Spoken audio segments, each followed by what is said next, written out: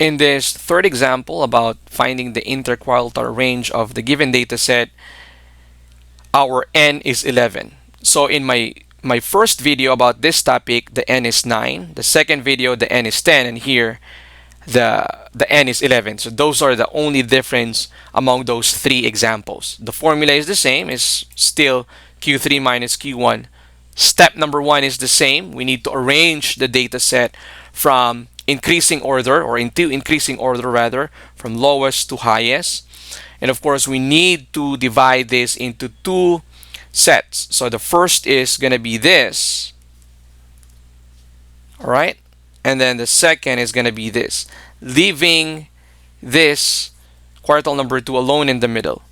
Since the first set has 5 values, identifying quartile number 1 is, of course, easy. There's no computation involved.